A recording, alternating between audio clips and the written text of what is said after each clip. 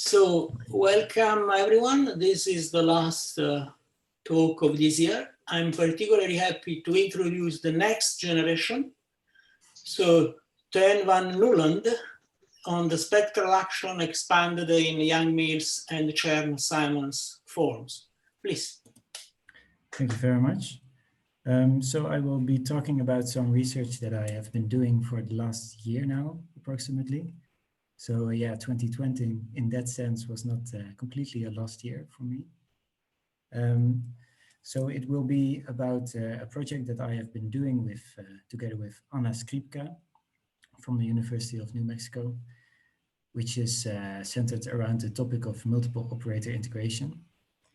And also about a project that I have done after, or after enduring that project I've been doing with Walter, actually applying those operator integrals, which I will explain shortly, in the setting of non-commutative geometry. And there we have found indeed an expansion of the spectral action in terms of Yang-Mills and Chern-Simons forms. So let me first, oh yeah, and this will be the last talk of the year, so there will be a bit of Christmas spirit. Let me start by explaining to you the context of this talk. So just roughly a sketch. We start with the spectral action, which is an additive functional on all spectral triples, depending only on the spectrum of D.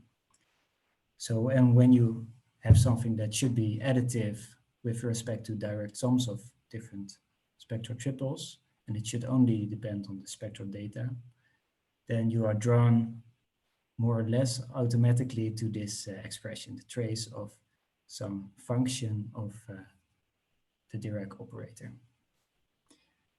But this is a simple expression, so what can you now do with it?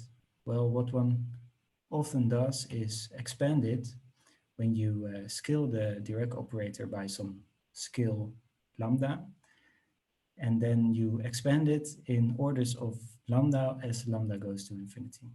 So typically you get some expansion like this, where we have different orders of lambda, and this green some theta d of 0 is called the scale invariant part, because it doesn't scale together with lambda. And in this expansion, you can actually find a lot of physics. I will not go into the details, but let it suffice to say that you can recover the entire Lagrangian of particle physics, of the standard model, just by picking the right non-commutative space. And I want to highlight a paper of Kohn and Shamsuddin in 2006. There is also another article by Shamsuddin and Kohn in 2006, but you can tell it apart from this one by the order of the names. So this is Kohn, Shamsuddin, 2006. And they expanded the scale invariant part of the spectral action in something called a gauge potential A.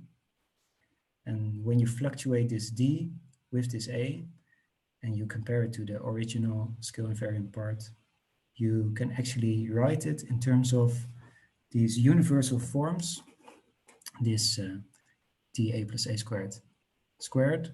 So this actually this curvature in squared integrated against some cochain tau 0, and then something which is called the Chern-Simons form, which is this universal 3 form integrated against something else, some other psi cochain. And what I will now focus on is, can we also expand the whole spectral action in this gauge field A and maybe obtain something similar? So expansions like this have already been done quite a while. And usually you do something with the Taylor expansion. So you expand it in terms of this derivatives of this operator function f of t plus ta in 0. But already here some analytical problems may arise. So in what context is this actually defined? Is this derivative defined? And when is it actually trace class? So there are some partial results already, for instance, when f is a Laplace transform of something, or when f is compactly supported. But we have extended those results because, of course, your function will not always be compactly supported, and it can be hard to actually show that a certain function is a Laplace transform of some other function. So that will be the first question I will address. And the second question I will address will be, can we now obtain, using this Taylor expansion, some sort of formula like Chern-Simons in 2006, but now for the full spectral action. So not only the scale invariant part. And will we get additional terms? We will see. But first, we will dive deep into functional analysis, and I will explain the topic of multiple operator integration, which is a theory that has been developing since the 1950s, or at least a theory around it. The name multiple operator integration was not known in the 1950s, but in the last years, this name emerged, and there have been a lot of very much strengthening new results in this direction. And also the link with noncommutative geometry is becoming more and more clear. So what is this multiple operator integral? For this, we assume that H is a self-adjoint operator in the Hilbert space H. And one should think of, for instance, a Laplacian or another differential operator, the Dirac operator on some manifold, or maybe the Dirac operator from noncommutative geometry. But for our purposes, we can just do it really abstractly in operator theory. So let H be self-adjoint operator and bounded. And then we look at a bounded perturbation V and V is also self-adjoint, so that H plus V will again be self-adjoint. We fix a number n, and we fix a Schwarz function f. And we can actually do a bit better than Schwarz functions, but for this presentation, I will hold it with Schwarz function, which is already an improvement upon the literature in many results. Now, the multiple operator integral is a multilinear operator on n copies of B of H, mapping to B of H. And this multiple operator integral, denoted THFN, depends only on F and H, and it depends on F in a special way, which I will explain shortly. But it has n slots, but if you fill in the same perturbation in every slot, then you recover the nth derivative of this operator function, f of h plus tv in 0, times 1 over n factorial. So you might kind of see it as a multilinear analog of the nth derivative of this function. And the nice thing about this multiple operator integration is that these objects have a lot of different defining expressions. And one of those defining expressions that I personally like a lot is given here. It is given by a strong Bochner integration over some operator function where the inputs v1 up to vn, which are also called perturbations, they are sandwiched in between all these wave operators, e to the t s0h, e to the t s1h, etc. And this gives you a bounded operator. And then you integrate it over the space that is given by also this nth derivative of f Fourier transformed. Excuse me, Now this integration takes place over a finite measure S1, space. yeah. Sorry? The simplex is S0 less than S1 less than Sn. Yes, sorry, I should have mentioned that, yes. So S0 plus Sn, S0 plus everything plus Sn equals 1 here. That's and all the SI's are positive.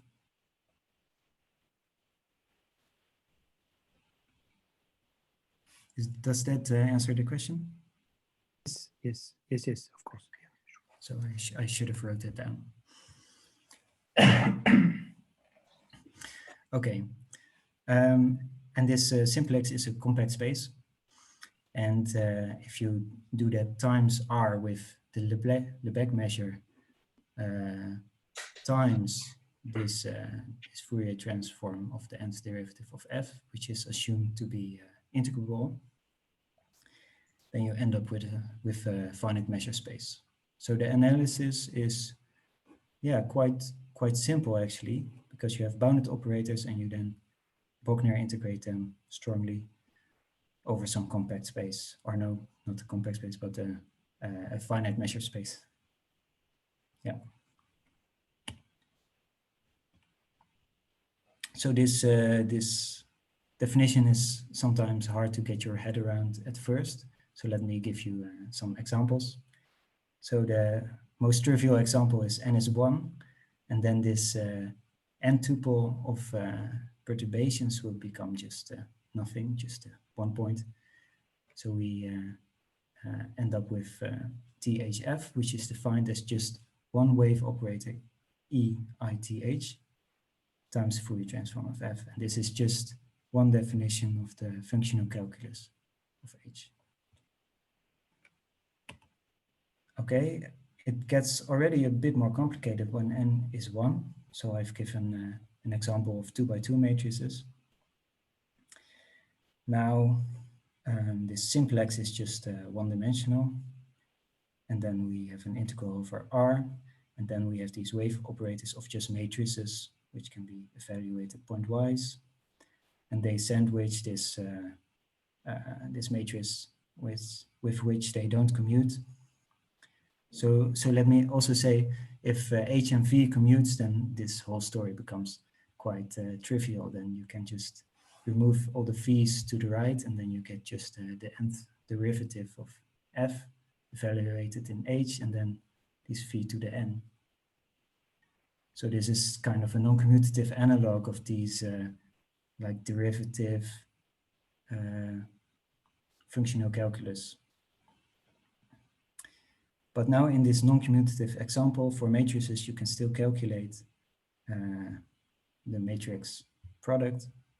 And then it's a calculus exercise to evaluate these integrals using the Fourier inversion theorem and the fundamental theorem of calculus to obtain this matrix in which there appears these things called divided differences, f lambda 1 minus f lambda 2 over lambda 1 minus lambda 2. And we also denote these divided differences by f1, lambda 1, lambda 2. And now it turns out in general that this first multiple operator integral only depends on this divided difference. Hence we denote this multiple operator integral like this, th f1. And for higher orders, for higher n, there is a similar definition of divided differences. And then you can again prove that the multiple operator integral only depends on this divided difference of f. But that's merely a side note.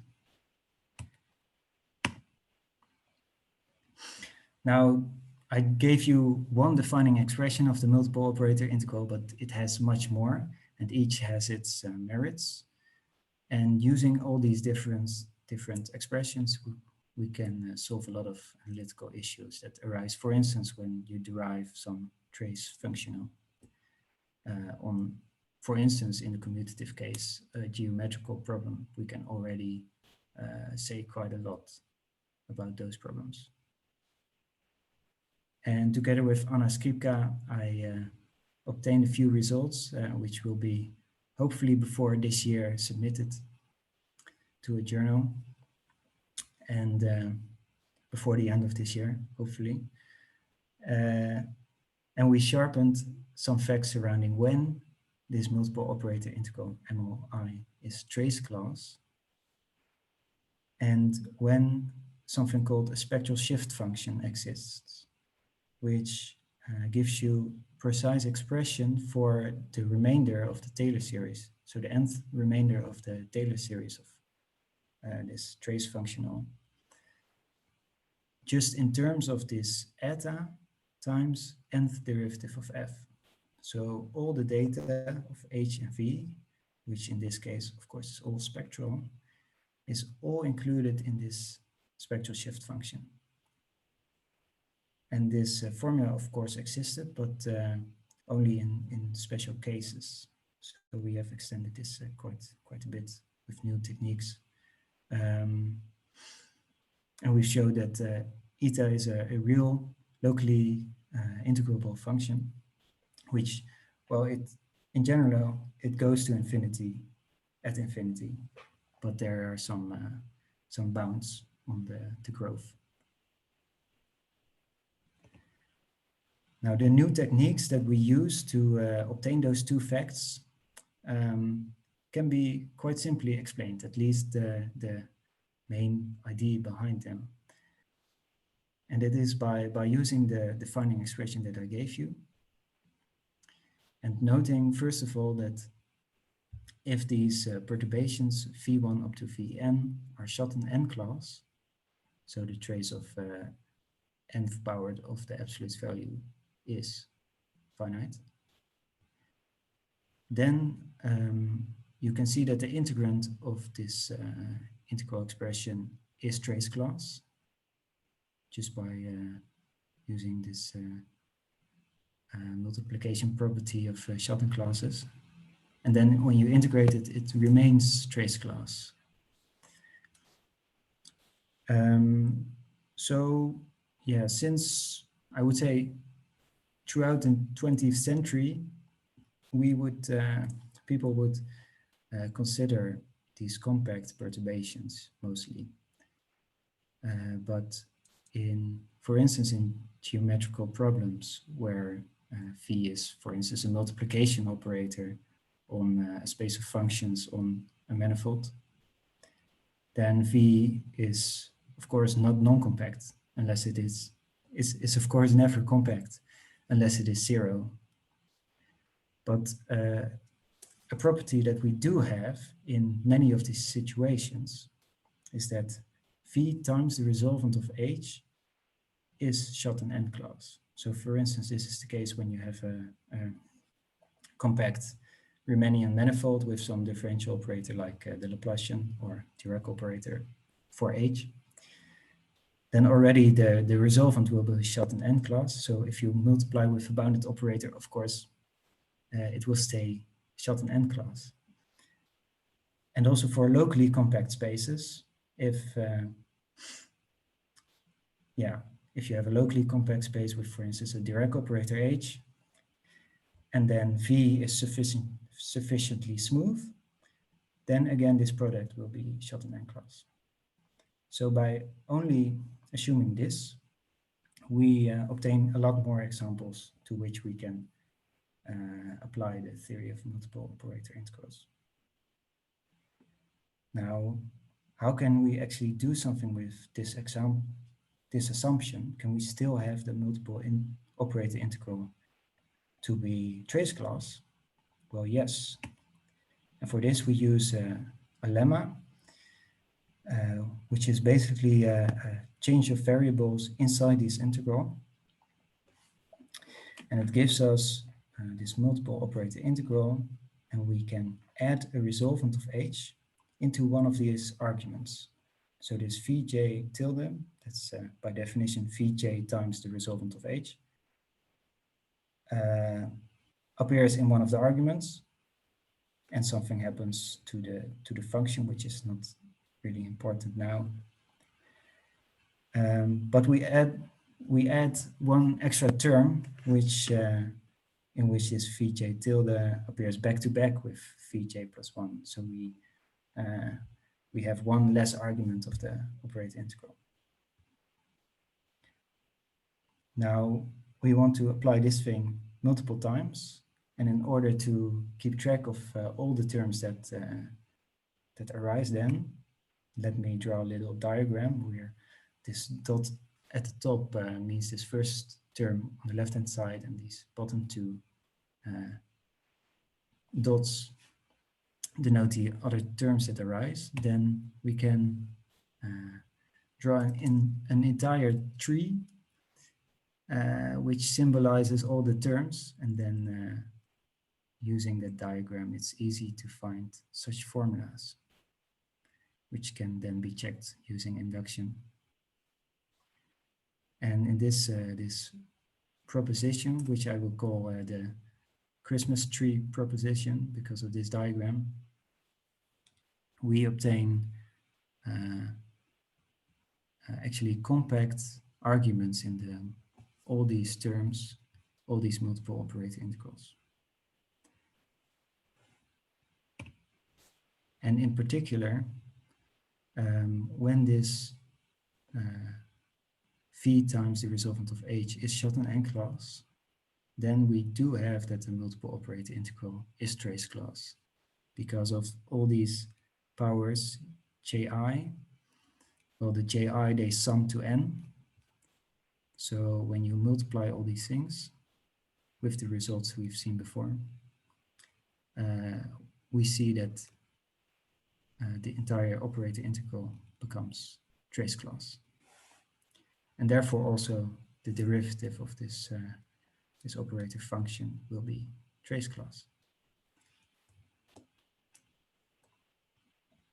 Now this is just one of the, I would say, Christmas tree propositions. There are some others when you draw different diagrams, maybe some crooked Christmas tree, and then you can obtain similar results, and that's also well, shortly put, how we obtain the spectral shift function. Now, if there are any questions about multiple operator integration, then please ask them now. Yes, I just have might be one small comment, which is that in the last framework, it might be a good idea to formulate it in terms of Sobolev scales. You see what I mean? I mean, there is this whole scales. Yeah, because I mean, when you have this operator H, it creates by itself, you know, a scale of Hilbert spaces, which is the Sobolev scale. And somehow when you take the fact that when you divide by H plus I or H minus I forgot, you get something which is trace class. I mean, this is well formulated in terms of the operator from one scale to another scale. Right. So, I mean these results probably have a very good formulation in these terms. I mean, in terms of Sobolev scales. For instance, right. I think if you look in the proof of the Atiyah-Singer theorem, there is a whole appendix, or you know, or by about Sobolev scales, which is rather well done. It seems to be a rather natural framework for this, if you want, because it would give some freedom also. But it's quite nice. I mean, I like the proposition, the Christmas tree proposition. Thank you. Okay, thanks. I will take a look at Sobolev scales then. That's a good suggestion. Okay.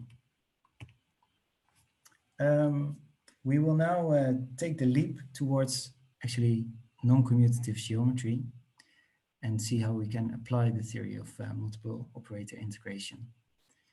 And we will take a look if we can expand the spectral action. For this, we take a unital spectral triple, AHD. So A is a star algebra, unital star algebra. H is a Hilbert space. D is the Dirac operator, so self-adjoint operator with compact resolvent with bounded commutatives with A. And we assume more than just a compact resolvent of D. We assume that the resolvent is Schotten N class, which is also called finitely summable or finite dimensional. And now our goal is to Taylor expand this perturbed spectral action. And earlier I might have written D plus A. I will now write D plus V because that's more precise. This V I will assume to be a con-differential one form, a self-adjoint one, which you can see as the representation of a universal differential one form. So this A is just defined as in this universal differential algebra. Let me explain. This omega dot we will call the algebra of universal differential one forms, or universal differential forms of any order, where we introduce the universal differential D in a universal way. So we start with the zero order forms, which are just the elements of the algebra. And then we define the universal differential using this tensor product. And we obtain higher order differential forms by using the Leibniz rule. So assuming that this universal differential satisfies this Leibniz rule, we get D and omega dot to be a cohomologically graded differential algebra. And as I said, a representation of this algebra of universal differential forms is given by the con-differential one forms. And these actually give you bounded operators, where you replace the D by a commutator with the Dirac operator. And so we can actually fluctuate the Dirac operator, which is also represented on H, by a con-differential one form. But we now want to expand our spectral action in terms of universal differential one forms. So what we do at the start is just using a Taylor series. And as we have seen, the nth derivative of the spectral action times 1 over n factorial is equal to the trace of this multiple operator integral where phi is inserted in every slot. And because of this Christmas tree proposition, we actually get that this multiple operator integral is trace class, so the thing is defined. And actually the series converges when you look again at the Christmas tree proposition, where you can obtain some bounds for the trace class norm in terms of the regularity properties of F. So what we will do in this presentation, we will assume that the Fourier transform of F, a Schwarz function, is of exponential decrease. And in this case, we actually get that this Taylor series converges absolutely. So we can work with it completely rigorously. Now we introduce a new notation, which I will call the bracket. And it's denoted V1 up to Vn. And it is defined as all cyclic permutations of this multiple operator integral. And if we look what happens to our spectral action expansion, then in every term, well, we have inserted V, the same V in every slot of the multiple operator integral. So this whole expansion will just be sum over 1 over n times this bracket with V in every slot.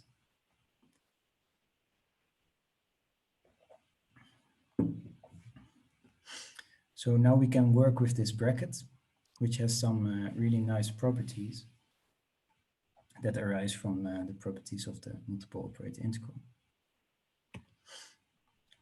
And the goal, so why have we introduced this bracket? Actually, it was used just for defining these Hochschild cochains phi n.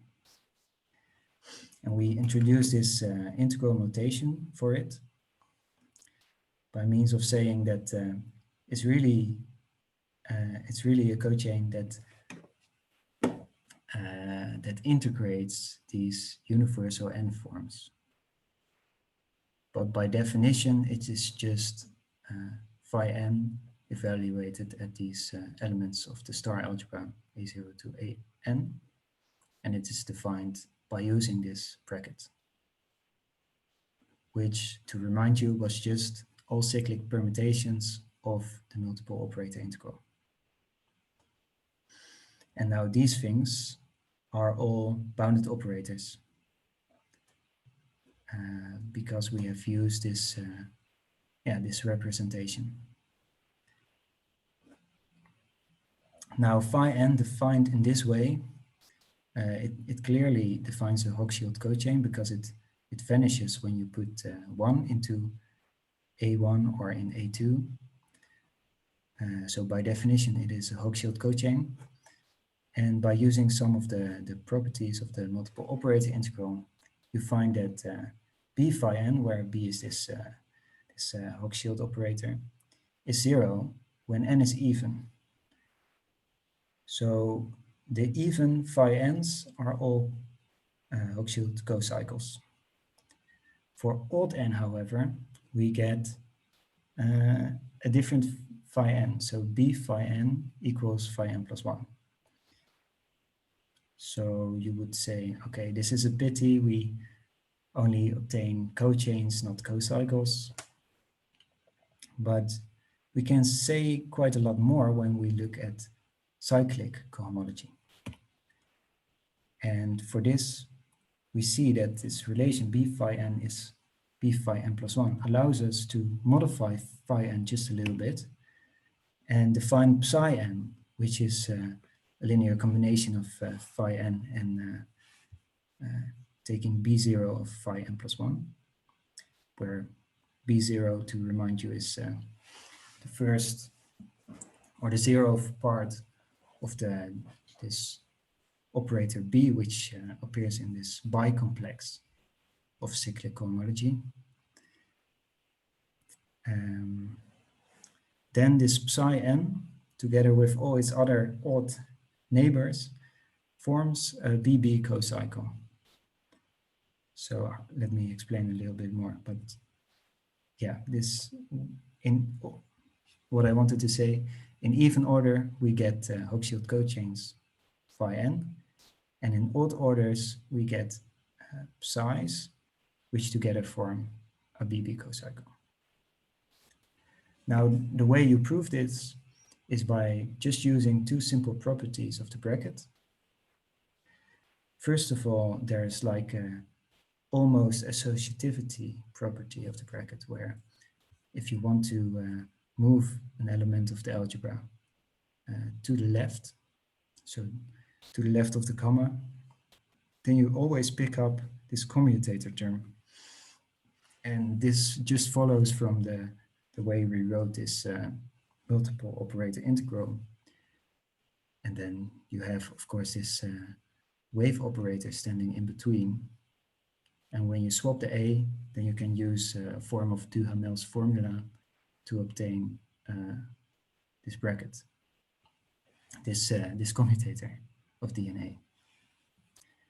And now the second property is kind of for free in the way that we define the bracket, because we define the bracket as all cyclic permutations of the multiple operator integral. So of course this bracket will have the cyclicity property.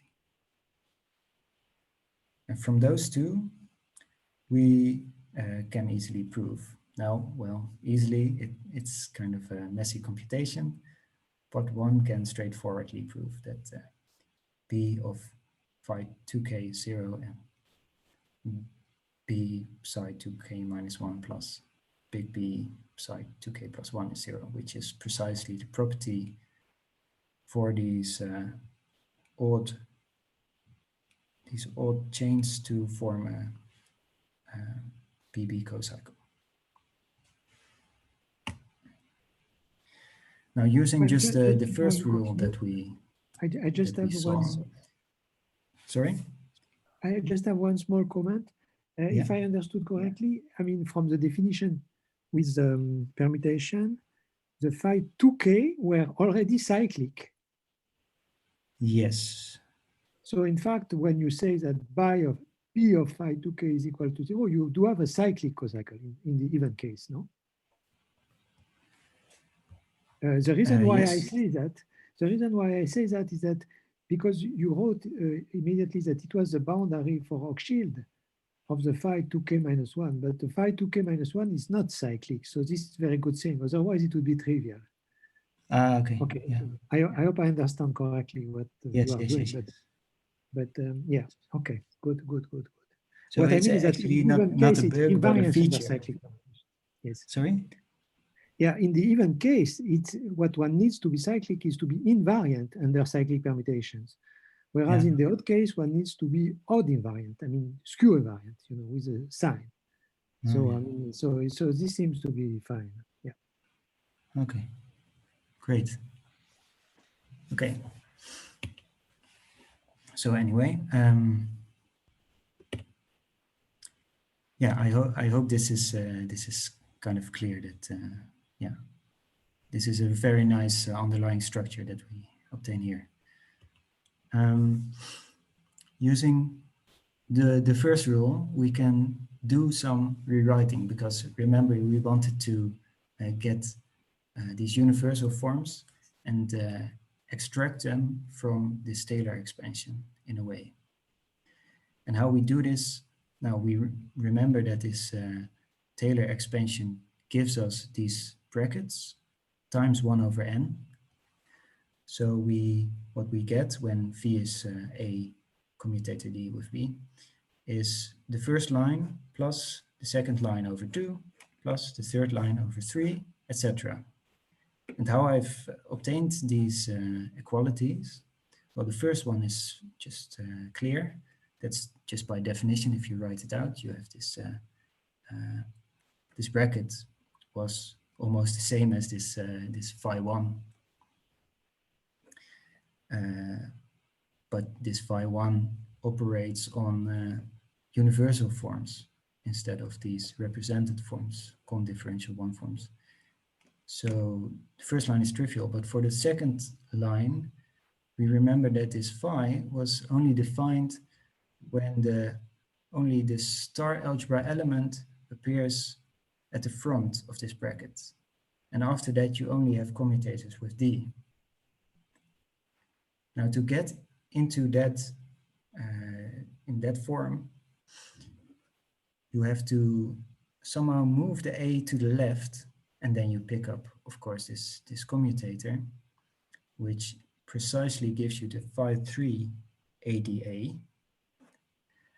But you also obtain an A on the right-hand side of this D comma B, in addition to this A on the left-hand side of the A, D comma B, as the first slot.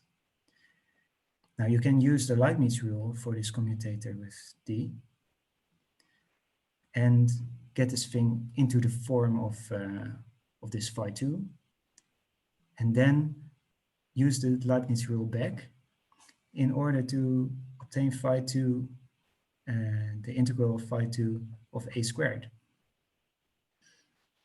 So notice that this a squared, this looks already like this represented ADB and ADB, but the only thing that happens actually is when you push the A to the left, you pick up this commutator D with A, and that's why this phi 3 is here. Now for the third one, of course you understand that a lot more things will happen, because when you push this A to the left, you obtain this commutator, and this will affect everything that you do on the left hand of that commutator. So you again obtain like a tree of all these different terms, You have to somehow find a way to figure out what happens. So of course for free, it's just writing out, and I guess you get like 9 terms or so. And then you use the definitions of the phi i's and you get these different forms. But in general, it was yeah, a bit of a challenge, and we had to use some matrix equations in order to find a general formula for this. But of course, we are not done, but because if you want to find things like Alain Kohn and Ali Shamsuddin found in 2006, then you would like to combine all these lines and kind of shift the terms around. Because of course, for all even phi, you would want to obtain this, well, at least in KS2, you would want to obtain f to the power of k. And for this, you need to combine all the different terms of all different orders of the brackets. And for this, again, you use these matrix equations.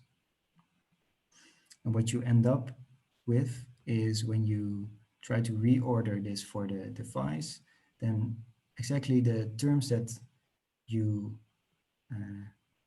get in odd order will be of the form of some psi, which integrates a Chern-Simons form. So how do we define this Chern-Simons form in the first place? Well, when we have this universal one form A and we have a representation of it called V, then we can define its curvature as a universal two form.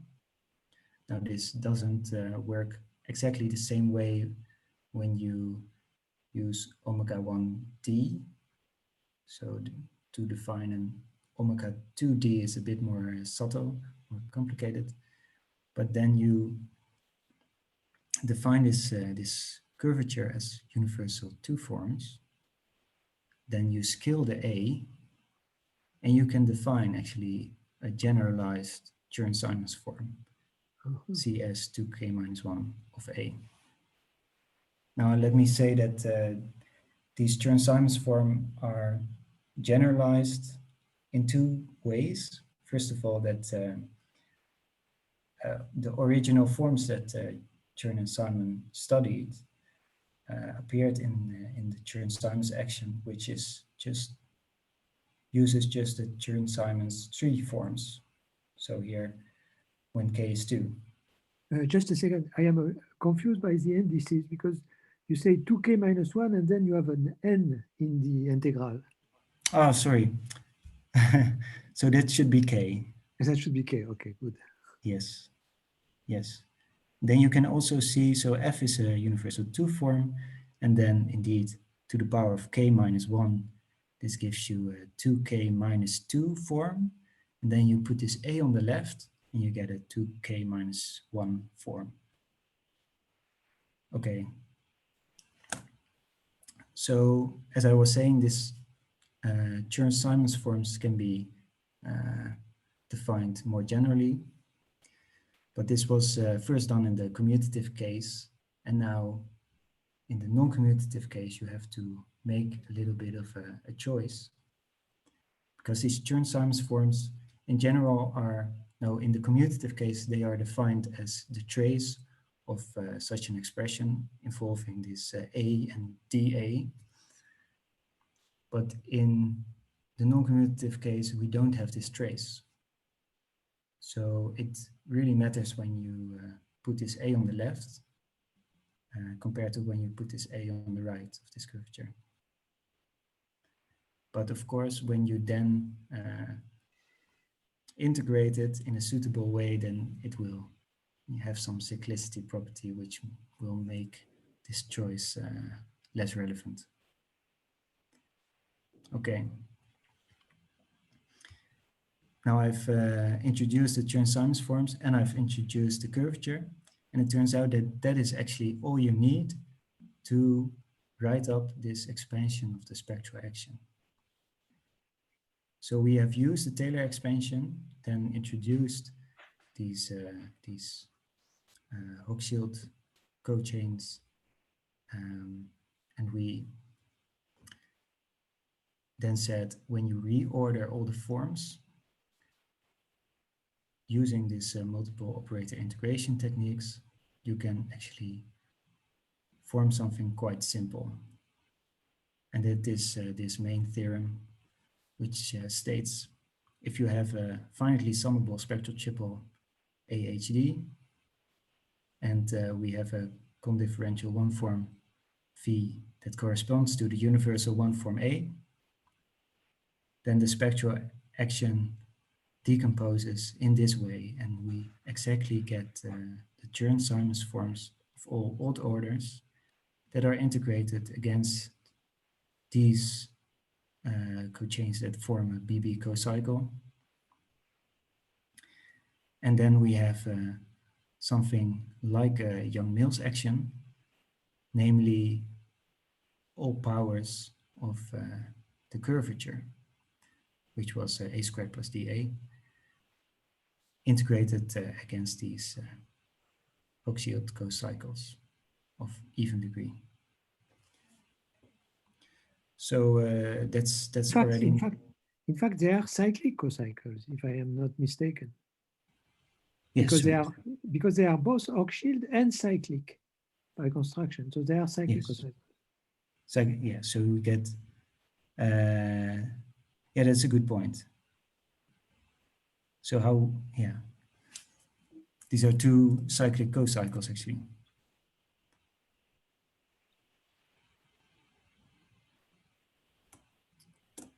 Okay. Anyway, we can make this more precise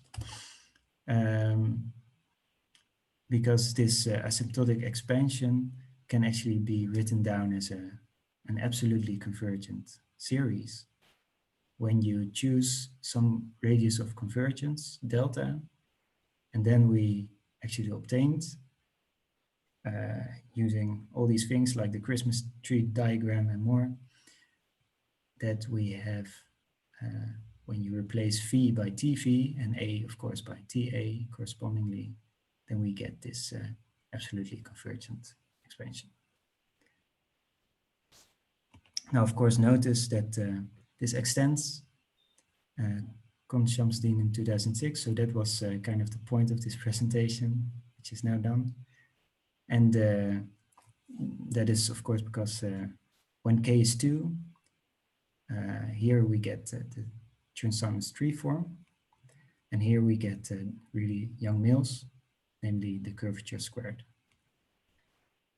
So I might have been a bit confused because when you were applying the cyclic summation, this was on the functional. It was so I'm not sure about the cyclicity of the cocycle. This is something which should be checked, especially because what one expects for the Yang-Mills action is some positivity, and positivity doesn't match well with cyclicity. So okay, so I mean, I'm just. Don't take too seriously what I say. I mean, this is something which should be looked at very carefully, actually. But it is true that the capital B of the even cocycles is actually 0. I see. So it is. Well, if capital B is 0, then you have a cyclic class, then for sure. Now, but what happens is that indeed, in general, it's quite important to represent inside the class, BB class, a positive element. Because positivity for Yang-Mills is very important, and there is this notion of positivity in Hochschild, which is quite relevant. So, but this is something. But anyway, I really find this theorem wonderful. I mean, the fact that one can do it in general, this is absolutely amazing. I mean, yeah. Thanks. Yes. Okay. Yeah. We should certainly talk more about this this positivity, indeed. Because yeah, these are technical definitions, so I also need to check everything Yeah. But in any case, I am confident about this theorem, that it holds in the way that I've written it down like this. So yeah, that was a good question. All I wanted to say for the rest was that we hope to see applications of this formula, and you know, maybe in 2021, because who knows what good next year will bring us. So thank you very much. Thank you, Teun. Okay, more questions or remarks? Alan? Yes, I have, yes, I have one more remark, which is that, you know, after all, the psi's, the odd psi's, they have no reason to stop after some height. So then the natural question is whether they form an entire cocycle, because they are a BB cocycle, but they do not stop. Mm-hmm. So now what happens is that when you have BB cocycles which do not stop, the natural question to ask is whether they are entire. Because if you allow BB cocycle not to stop, they do not have a cohomological content. Because the spectral sequence allows you to correct things so that everything will be a coboundary in the BB bicomplex. But if you impose a gross condition, then they have cohomological content, and this is the entire cyclic homology. Mm-hmm. But we know that Chern-Simons has a cohomological content. You know, it pairs with K1 and so on, and gives very interesting things. So I mean, this is the next question somehow to investigate. Yes, that's a very interesting question, and yeah, I wouldn't know. I would have to really dive into that.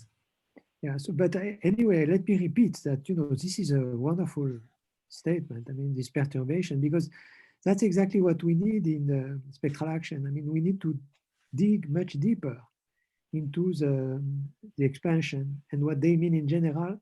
And well, of course, there is another question which I can ask, but it's a little bit too early to ask it, which is what happens when you have the J and you do perturbation, not only like you wrote, but you involving the J. I mean, of course, you know, this is going to be more complicated, but nevertheless, I mean, you know, it should have a lot of content also. So, but anyway, I mean, this probably actually just by applying your theorem, it would already do something, because, well, I mean, one can use A tensor opposite and so on. So, I mean, you know, I think the algebra is there for sure. And I mean, it's very surprising. I am quite amazed by this result.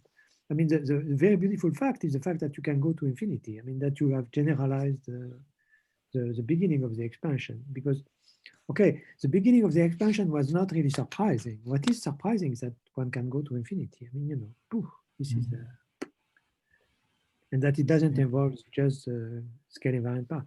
What happens when you order terms by scale, by their homogeneity in terms of the lambda? Sorry, again, what happens when you scale? What I mean is that if you reintroduce the lambda in D, you know, the scale factor. Yeah. Okay. This lambda will reappear, I presume, you know, in a number of places. But yeah, on the other hand, it appears in the exponential, so it will rescale the. So this will be difficult to get. Yes. Yeah. No, it's not obvious at all. Yes. No, it's not obvious because you conjugate. I mean, you know, it's. So, and also what is interesting is that after all, you know, this exponential ITD is usually, I mean, a very nice operator because it has a finite propagation speed. Mm-hmm. So, I mean, it fits with a lot of questions that would arise naturally in relativity. I mean, you know, with finite propagation and things of this type. So, I mean, there are lots of things which are very interesting. I mean, yeah, maybe because of these, of course, these operator integrals are all They all these, depend on D, you know. So if you rescale D, yeah. okay, you are going to create a density. You know. Yeah. I mean, that wouldn't be simple to. Might be it could be done at the infinitesimal level when you differentiate in lambda or something like that. But at the global level, I doubt. I mean, I say it's a bit doubtful. And what if you put the lambda in F? Because of course we have all these bounds for Yeah. these terms in terms of F. So I think then you could quite easily see what happens. What is the homogeneity? Yeah, sure. For that, yes, certainly, yes. Yeah, sure. Yeah. That for sure. I mean, the very distant goal, which would be amazing, would be to, you know, to marry the normalization techniques with this type of expansion in commutative geometry. I mean, this would, yes. you know, this is the ultimate goal, I would say, you know, because I mean, we understand a lot of things in normalization. We understand a lot of things in the spectral action, but somehow, you know, okay, one needs to. But this theorem will play a key role for sure. I mean, I'm completely sure of that.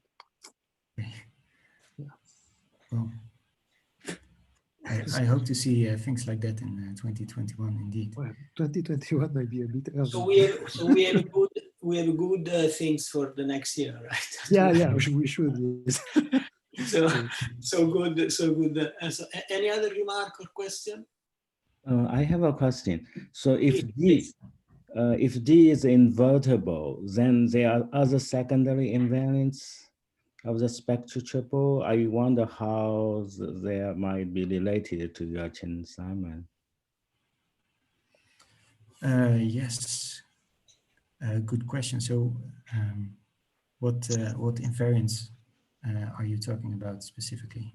Well, there are those high invariants, for example, like what's called high-low invariant, stuff like that, when it's kind of naturally can be defined. So so probably it would be nice to have some connections. Yeah. Mm-hmm.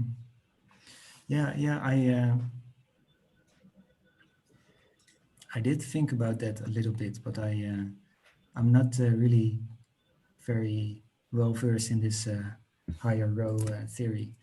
So I wouldn't know. But I do think that there should be some connection, at least. Yeah. Any other remark or question? I have one question. Please, Andre. So you consider gauge field perturbations of the Dirac operator. What would happen, or have you thought, would the structure be similar if the perturbations are not by gauge field, but something, more general from the prefold algebra, so something like chiral perturbation or higher form perturbation? Well, right. Good question. I think you would first need to make sense of these higher order forms when you want to represent them on the Hilbert space, and then you usually get like these forms that are zero when you represent them. So in this case, sorry. Well, in the four-dimensional case, I mean, you can represent. You can use, for instance, in the even case, you can use, for instance, gamma A.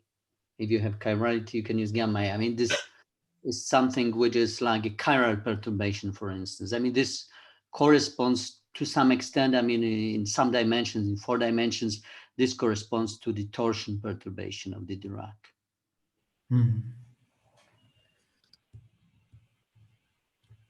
Well, right now, how this theorem is put up is actually that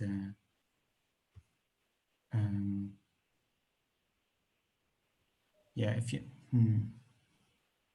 you really need that these are one forms right now. Okay. Okay.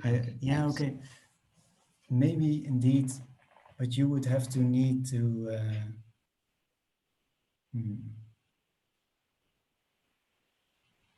yeah, so for instance, when you would have a 2 form here, or this this chi, then what would you expect on the right hand side?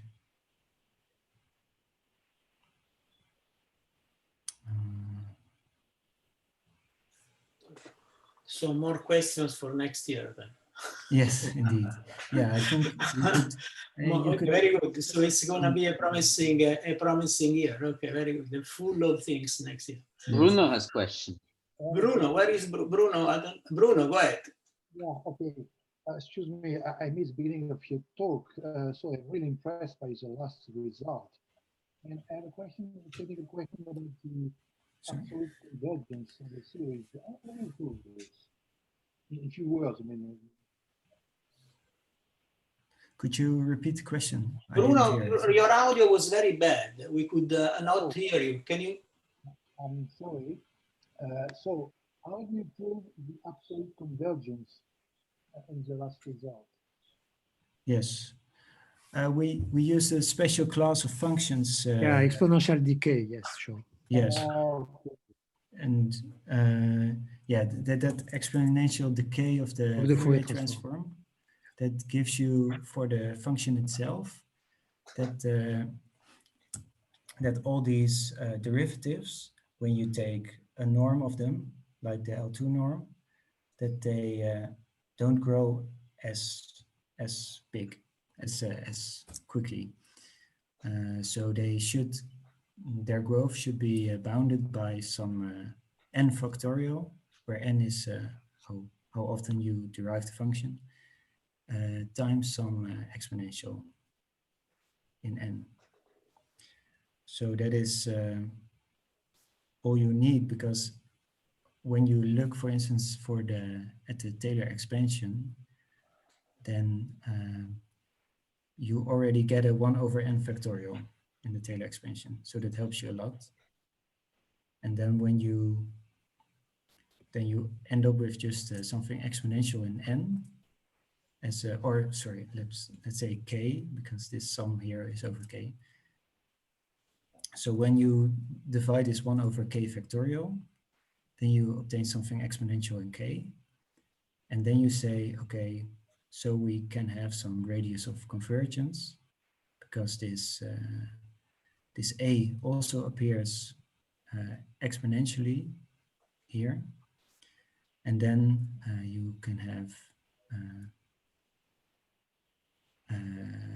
you can find this delta that is small enough so that you will have delta to the power of k somewhere. Okay.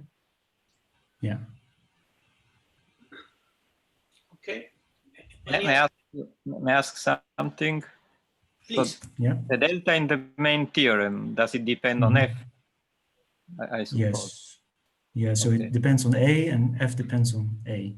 But we have actually proven something a little bit stronger, but it was a bit more of a complicated result. So I just gave you an absolute convergence when you fix A.